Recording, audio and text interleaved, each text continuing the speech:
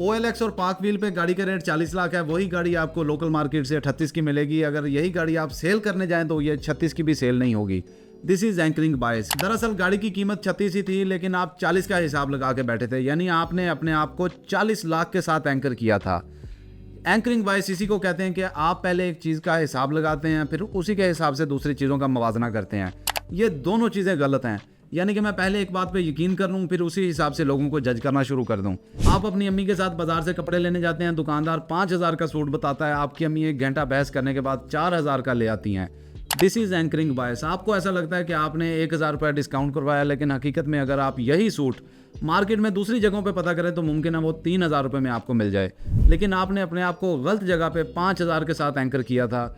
इसी वजह से आपको नुकसान का सामना हुआ। आप एक सड़क पे जाते हैं, मजमा देखते हैं और सफ़ों को चीरते हुए दरमियान में जाके खड़े हो जाते हैं। शायद कोई बहुत ही इंटरेस्टिंग बात हो रही है, वहाँ पे जाके देखते हैं सांडे का तेल फरोख्त हो रहा है। दुकानदार 300 की 1 शीशी और 500 की 2 शीशियाँ दे रहा है। आपको ऐसा लगता है कि इसके जितने बेशुमार फ़वाइद हैं वो भी आज ही हासिल कर लूँगा और 100 रुपये का डिस्काउंट भी मिल जाएगा और आज तो मैं HHH बन के एंट्री करूँगा।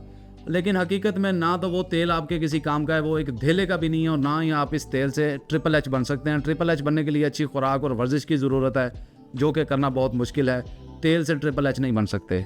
दिस इज़ एंकरिंग बायस, क्योंकि आपने अपने आप को उसी चीज़ के साथ एंकर किया था कि यार ये तो 600 की चीज़ है और मुमकिन है नायाब चीज़ है, दोबारा ना मिले तो आज ही 500 की लेके चला जाऊं। इसी तरह एक मिसाल दी जाती है कि एक बहुत बड़े हाथी को एक छोटे से पत्थर के साथ बांध रखा था, तो बच्चा पूछता है पापा ये किस तरह इतना बड़ा हाथी एक पत्थर के साथ बंधा हुआ है। तो बाप उसे जवाब देता है बेटा क्योंकि जब ये हाथी छोटा था तो इसे इसी पत्थर के साथ बांधा गया था। इसने 1-2 मरतबा पत्थर हिला के देखा तो इसने यकीन कर लिया कि ये पत्थर दोबारा नहीं हिलेगा, और अब जबकि ये हाथी बड़ा हो चुका है तो इसके जहन में वही बात एंकर हो चुकी है कि ये पत्थर मुझसे नहीं हिला था और ये मुझसे नहीं हिलेगा। इसी वजह से ये हाथी आज़ाद नहीं हो सकता, क्योंकि इसने अपने जहन में गलत चीज़ को एंकर किया है। एंकरिंग बायस से बचने का सिर्फ एक तरीका है, कभी भी किसी के बारे में हतमी राय ना कायम करें, क्योंकि पहली इन्फॉर्मेशन मुमकिन है गलत हो और आमतौर पर गलत ही होती है। जब तक आप किसी चीज़ के मुतल्लिक रिसर्च ना कर लें, कभी राय कायम ना करें। इसी तरह एक अच्छा सूटेड बूटेड बंदा कोई अच्छी बातें कर रहा हो तो आप अपने आप को कभी उसकी अच्छी बातों और अच्छे हुलिये के साथ एंकर ना करें, क्योंकि मुमकिन है वो शख्स बाद में फ्रॉडिया निकल आए। और आमतौर पर ऐसा ही होता है कि कोई शख्स आपको मीठी मीठी बातें करे, बाद में आपको वो चूना लगा रहा होता है। यही एंकरिंग बायस की वजह से नुकसानात होते हैं, क्योंकि जो चीज़ें हमें नहीं चाहिए होती हम सेल पे जाके वही चीज़ें ख़रीद लेते हैं, क्योंकि हमें लगता है कि ये जो 50% ऑफ लिखा हुआ है ना, ये दोबारा ख़त्म हो जाएगा और इसी 50% ऑफ का फ़ायदा भी उठाना चाहिए।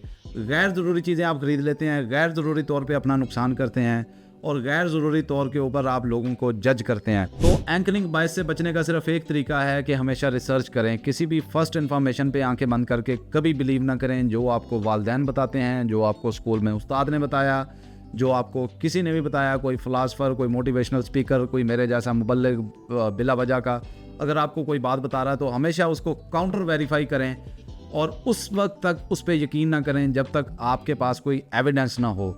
हमेशा दलाइल के ऊपर यकीन करें, ना कि लोगों की कही हुई बातों पर अपने आप को एंकर कर लें। इस तरह की मज़ीद वीडियोज़ के लिए मेरा YouTube चैनल सब्सक्राइब कर लें और अपने आप को मेरे चैनल के साथ एंकर कर लें। यहाँ पे एंकरिंग जायज़ है ताकि थोड़े से सब्सक्राइबर मज़ीद बढ़ सकें। और अगर आप मैसेज करना चाह रहे हैं तो मेरे Instagram पे मैसेज करें। Thank you very much.